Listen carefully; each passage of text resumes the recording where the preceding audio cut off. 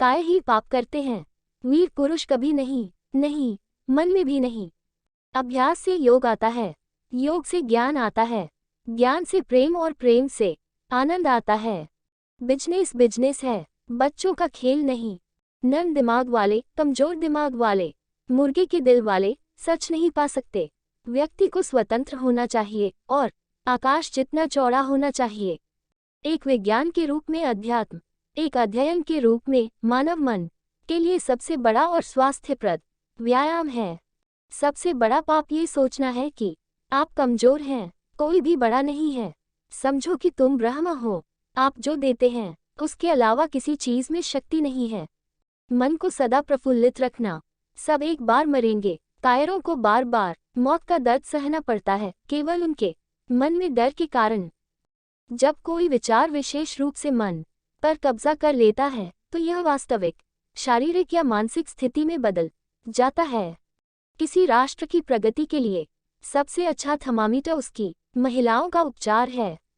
किसी से घृणा मत करो, क्योंकि वह घृणा जो तुम्हारे भीतर से निकलती है वह आगे चलकर तुम्हारे पास लौट आएगी। यदि तुम प्रेम करते हो तो वह प्रेम चक्र पूरा करते हुए तुम्हारे पास वापस आएगा। प्रकाश के ब्रह्मांड में बाहर आओ। ब्रह्मांड में सब कुछ तुम्हारा है। अपनी बाहों को फैलाओ और इसे प्यार से गले लगाओ। अनुभव ही हमारे पास एकमात्र शिक्षक है।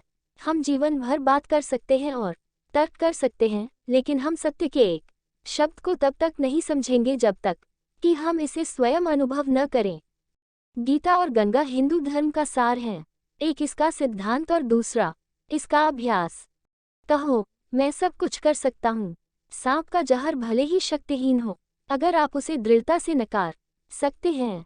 ज्ञान के लाभों को व्यवहार में ही महसूस किया जा सकता है। पदार्थ बाहर गति है, मन अंदर गति है। न तलाश करना और न टालना। जो आता है ले लो। किसी चीज से प्रभावित होने की स्वतंत्रता है।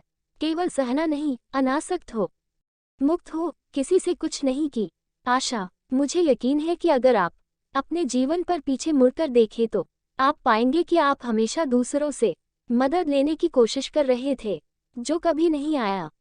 ज्योतिष और ये सभी रहस्यमय चीजें आमतौर पर एक कमजोर दिमाग के लक्षण हैं। इसलिए जैसे ही वे हमारे मन में प्रमुख हो रहे हैं, हमें एक वैद्य के पास जाना चाहिए, अच्छा भोजन करना और आराम करना चाहिए। दोस्तों या दुश्मन, वे सभी उसके हाथों में साधन हैं जो हमें अपने कर्मों को सुख या दर्द के माध्यम से पूरा करने में मदद करते हैं। ऐसे में माँ सबका भला करे। जहाँ आपको वासना और धन के प्रति आकर्षण काफी कम हो, वह चाहे किसी भी पंथ का हो, जान ले कि उसकी आंतरिक आत्मा जाग रही है।